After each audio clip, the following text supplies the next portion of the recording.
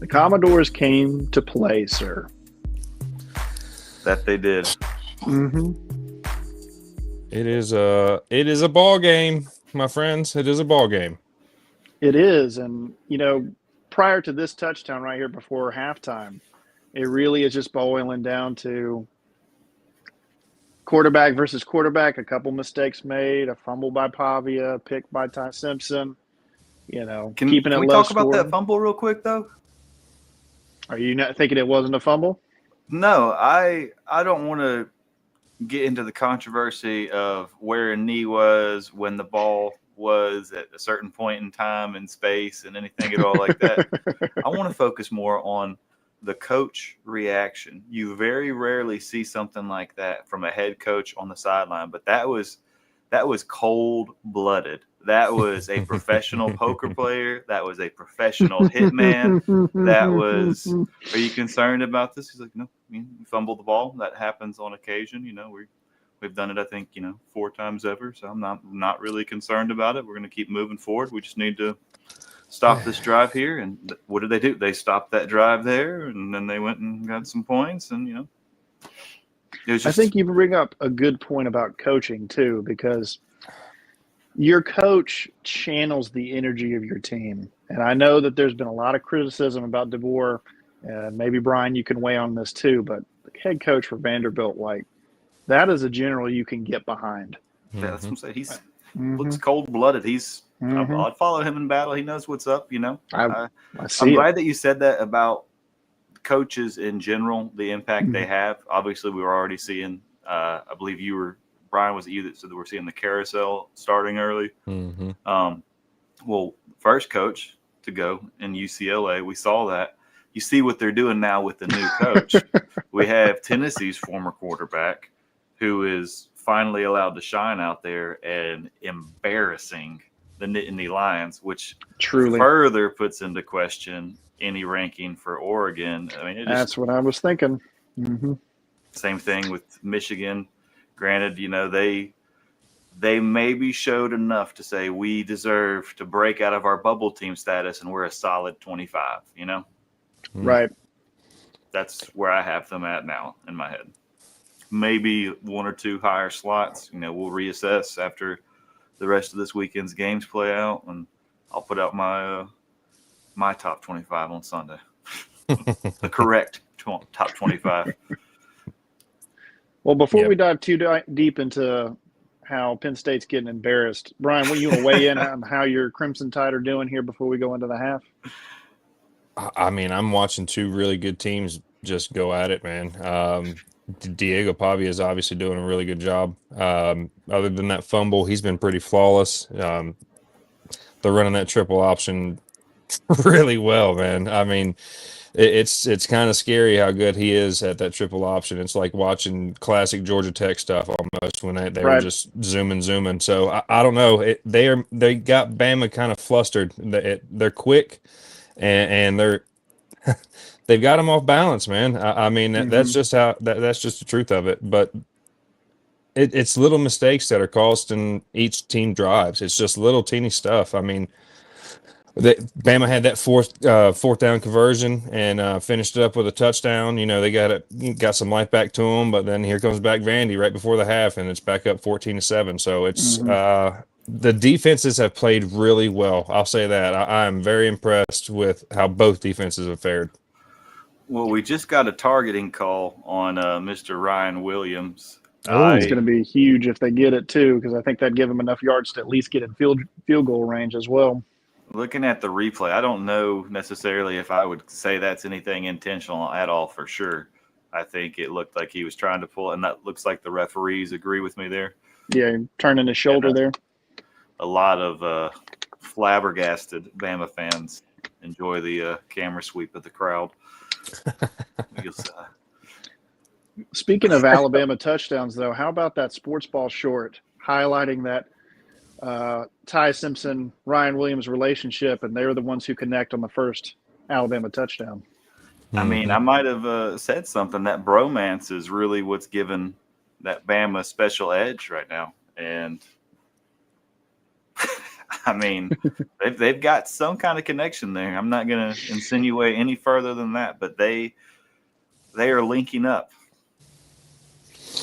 Whatever wins the game, right? Hey, well, it's Spartan. Yeah, I don't know, man. You can tell DeBoer is obviously I won't say concerned, but he is not at ease by any means. He seems very on edge.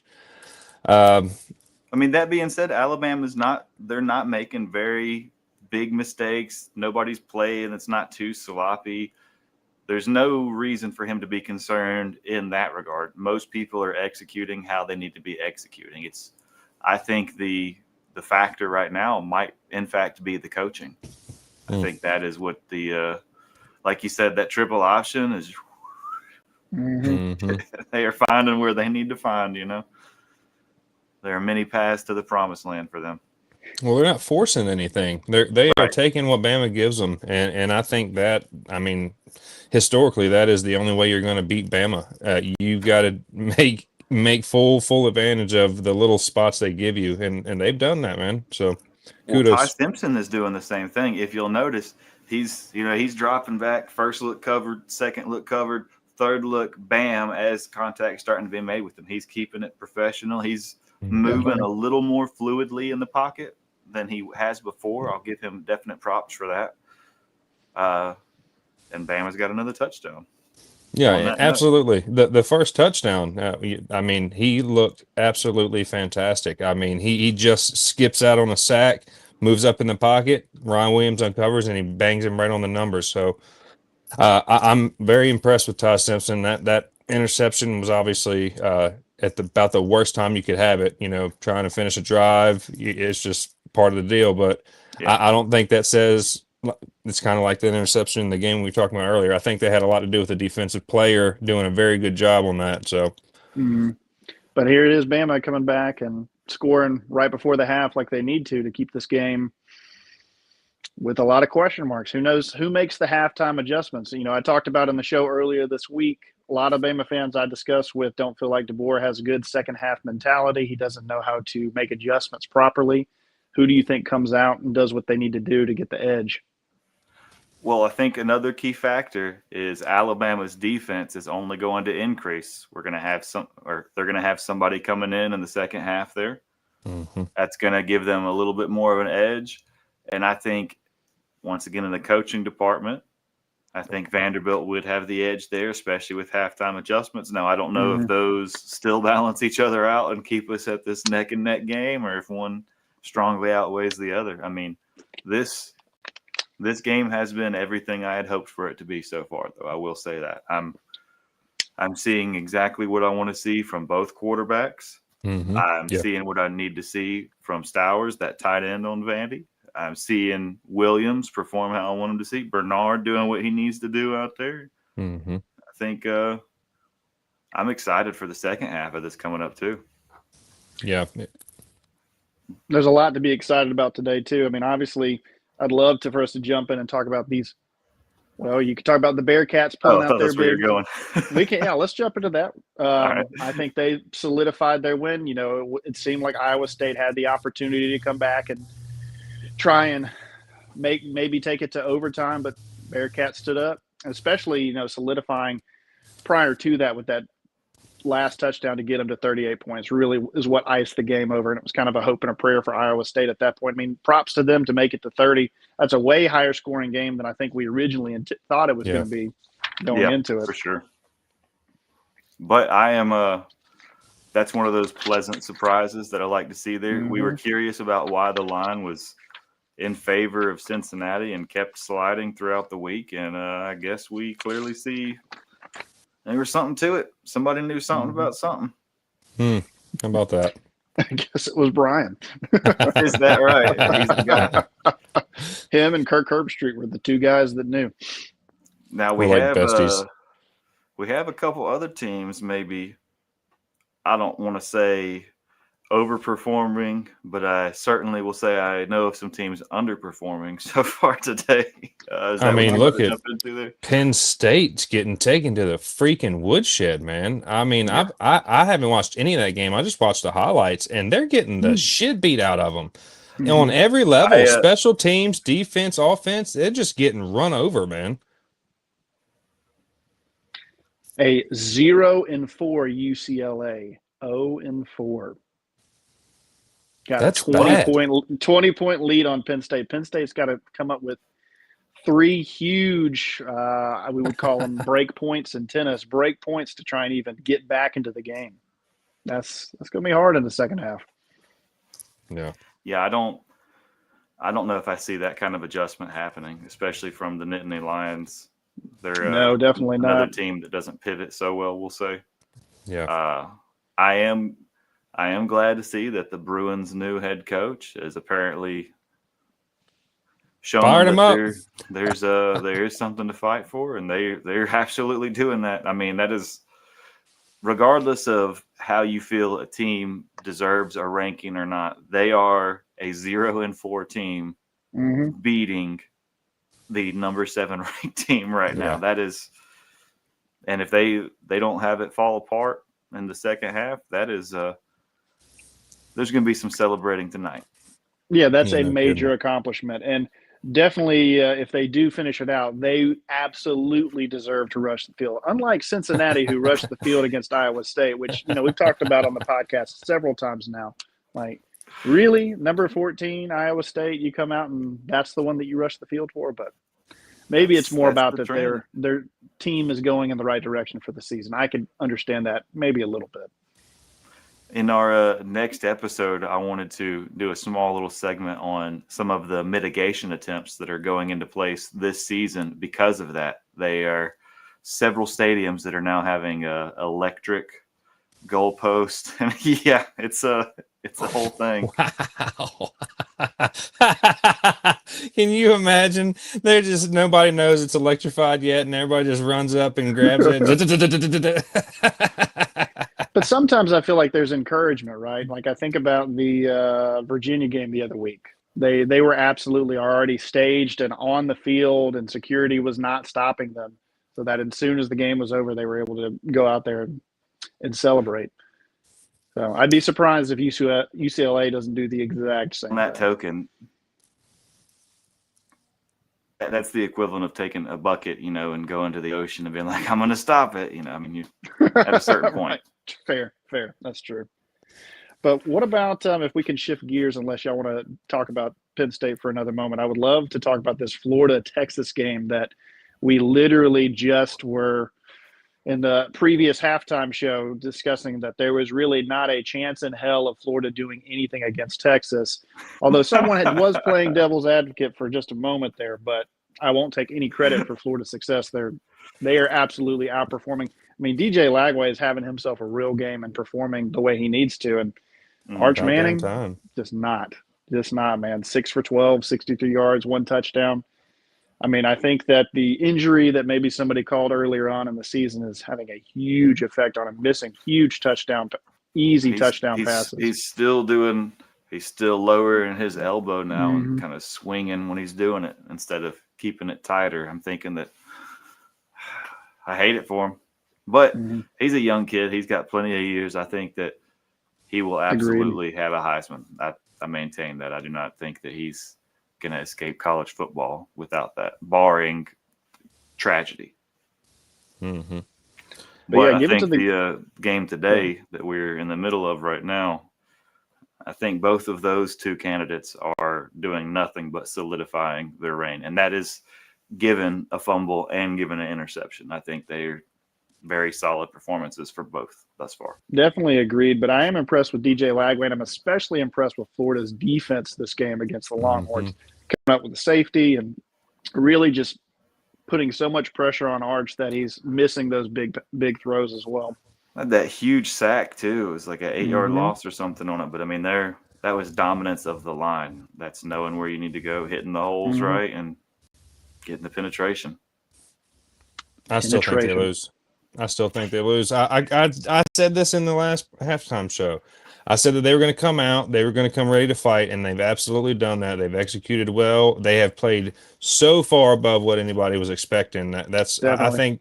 I think that's where the everybody who's trying to jump on this upset train, they are not maintaining that through this next half. Stark is going to make some adjustments. I don't see it, man. I mean, they have done very well. I don't see them maintaining that level of play, and I hope they prove me wrong. I hope they do. I don't see it. I would think the adjustment that Texas would need to make, and this is controversial, is to pull out Arch Manning and throw in a backup quarterback. But there's no way they'll do that, obviously, for Heisman bids and for the image of Texas. But I think if they did that, they would come back and get a solid win against Florida. So we'll see what adjustment they decide to make instead.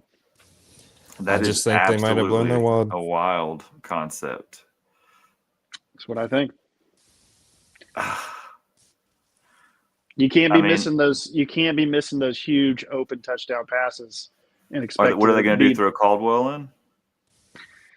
Well, I mean, I don't even know how many reps he's got this season, but you and I, and maybe all three of us, are seeing that Arch is not really. I don't even think he's playing 60% right now, from what I'm seeing. Yeah. He needs another cortisone shot in that shoulder. And you know what? Maybe they hook him up. Maybe he was trying to not do it pregame, and it's just not. They're going to pump something in there at halftime. Save I can guarantee you that. Mm-hmm.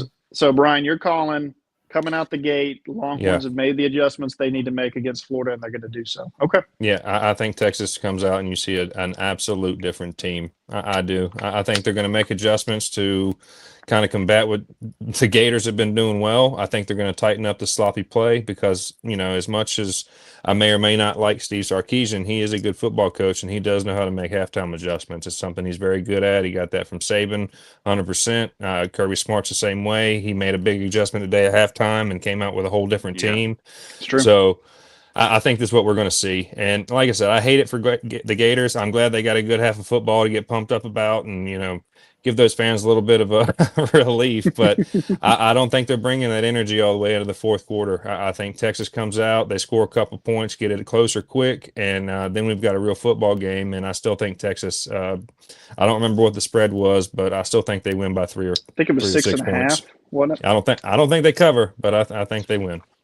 I think Texas has a better shot of coming back at this point than Penn State does against UCLA. No argument there. Yeah. But I will say the Boise State Notre Dame game. That's Boise what I'm watching State right has now. looked solid against Notre Dame. The points just aren't necessarily reflecting them, in my opinion. But it seems like they are definitely out physicaling them. The Notre Dame quarterback, he's on point today. I will say he's hitting pretty crisp. I think he's 10 for 16 though. Seems to be kind of petering off towards the end of the second half. Well, we've got that game started back up. Boise State's got the ball to start the half. So, I mean, if they come out and score, I think it keeps being a spicy game because, I mean, prior to right before half, I mean, it was 7-7. Well, I think it was 7-6, but 7-7 there for a long time. Well, we haven't touched on one other game that is, in my mind, a battle of the bubbles, and that would be number 24 Virginia at Louisville. That is another tied game right now. A very, very tight game. And I think out of the two, Louisville probably deserves to be the ranked team. This game is quite a game, though. I think I'm actually going to have that become my secondary game unless one of these three games, the Boise's, they start to come back. Penn State starts to do something, or Texas starts to do something. Because all three of those games are not necessarily the games that I thought they would be. Yeah. No, and on Louisville for being one of those bubbles teams, I mean, Miller Moss is having an incredible game. He's 21 for 26, already 200 yards and a touchdown here just in the first half. So, I mean, that's something to get behind too. I know we had called that earlier in this week. I have the Cavs over the Cardinals, but we'll see. We'll see. Convince me that Louisville needs to be there if they finish strong here. Well, after this little battle, we're going to have the 4 more night games coming up that are relevant, we'll say. That'd be Miami, Florida State, probably the most anticipated, although I think the Mississippi State Texas A&M game is going to be good one. Yeah.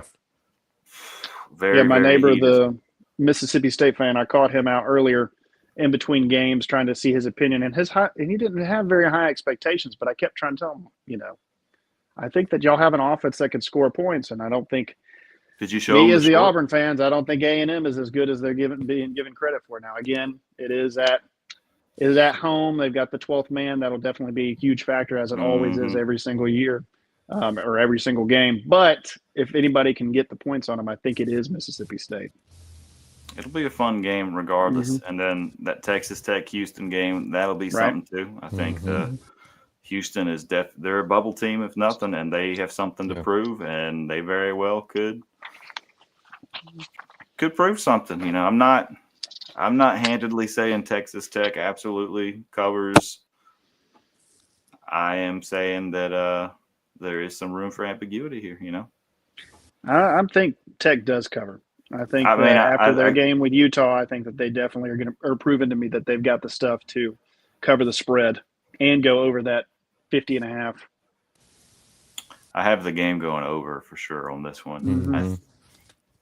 We'll see. We'll see how it starts out, And then, Minnesota, Ohio State. I was wondering if we're going to bring that one up, how them Gophers are going to do. I think the Gophers are going to say, what the hell is a Buckeye? Well, the Badgers and the Wolverines ended up having a pretty decent game after all today, too. So maybe those Midwestern teams are going to be a little bit closer than we're giving them credit for. I think Michigan just ain't worth anything. But is Ohio State worth something? I think Jeremiah certainly is. I think that kid that's absolutely fair. has some. He's being eyed for Heisman for a reason. Yeah, right. That kid is special. And he's so young. He's got, if he wants to stay in football, he could be in college for the next 3 years without an issue. But the funny thing is, if he does well this year, he could probably go in the first round this coming draft if he wanted to. So to have that kind of talent on your team and be able to keep them there and develop, a team with them, that's pretty big. It's hard to keep talent these days with the portal and NIL, all that stuff. And to have a player like that stick and stay put and not want to jump around, that's something to be said about loyalty. So I like that about him too. Especially a player that it's pretty much understood will do well in the NFL. Like, unlike Diego, he's a very solid quarterback. I think there is potential. I don't know if he'd have a very long career in the NFL for sure, but that you understand him staying at the collegiate level for as long as he can, and that additional year of eligibility next year, there's a good chance he'll stick around for that, Circling back to the Florida-Texas game, talking about halftime corrections, it looks like Texas came out and got their first stop against Florida now. Now let's see if Manning comes out and puts some points up like he needs to. Yeah, that little injury delay kind of offset our halftime show. Our timing's here, yeah, for sure. Although, I know they beat that horse up and down the field, but you do hate to see when someone who is out there purely to enhance the game, do all of the kind of tertiary stuff that most people gray out, gets injured. Same thing when a photographer gets smoked or something like that. Yeah. Right. People don't really understand these very cool images, the shorts, the shirts that you have the logos on, all that. Those come from those people squatting on the sideline for 4 hours just to get a few shots that are, you know what I'm saying? I mean, and another thing they don't realize is that when those photographers and videographers get smoked and they destroy their $50,000 camera that they have to take those special pictures, you forget about that part too. It's not like it's your little $200 IKEA phone or whatever. It's that's legit stuff. Yeah, they're definitely running a lot of risk too, being there right on the corners of the end zones and getting taken out from time to time. Worst is probably basketball, because there is no room in a basketball court. You're getting smoked right underneath that goal, whether you're prepared or not. Penn State fired back. There's not as much momentum on a basketball court. I mean, on a football field, you can have somebody who has 50 yards of gaining speed, and that's a few hundred pounds surrounded by a little armor shell coming in full contact. That's fair, but I will say in those quick bursts or trying to dive out to try and save the ball going out of bounds in basketball, or you've got a fast break and you're jumping through underneath the goal, that's still plenty of momentum to take out a cheerleader, and they have many a time. Yeah, for sure. When you got 250 pounds versus 90 pounds. Well, that takes you back to kind of more older school basketball. When you look at their standard defense today, that's flagrant penalties and media press conferences afterwards equivalent. It was before you'd have, a knee or a blatant shoe right to the cheek and jaw, And it was a contact sport there for a long time. Yeah. I think that's so. What are you guys thinking? Is Bama going to come around? Is Vandy going to win it? Is Texas going to get their shit together? What's going to happen? Let's tie it up. Well, in our episode, this is a game that I said I was not confident enough to bet on. And as the game has played out, I still am not confident. I would not put money on this game. There's plenty of other games to make your money on this week. Yep. But it's going to be a great game regardless. It has definitely shaped up to be a great game. I, unfortunately, as an Auburn fan, called Alabama pulling this out. I even think I said that they covered as well. And that could happen. There's definitely a possibility where Ty Simpson comes out and DeBoer proves me wrong and makes the adjustments that they need to make to get, a touchdown and a half difference. But right.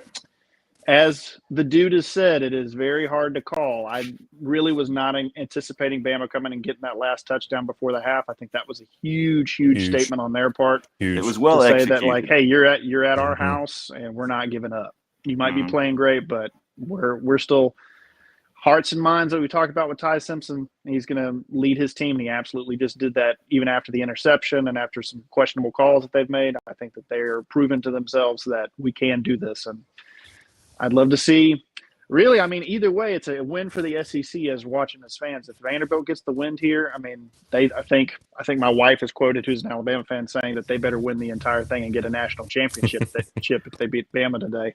I mean, that's or if certainly Bama wins, the they're going to continue going and justifying their top 10 ranking, and they're going to scoot up a little bit, especially with this Penn State performance. I think that adds to Oregon maybe dropping them down a little bit as well. Penn State will drop down, although Penn State did just score as they got in from the half, so they're going to try and make their 2 more break points to get back into the game with UCLA.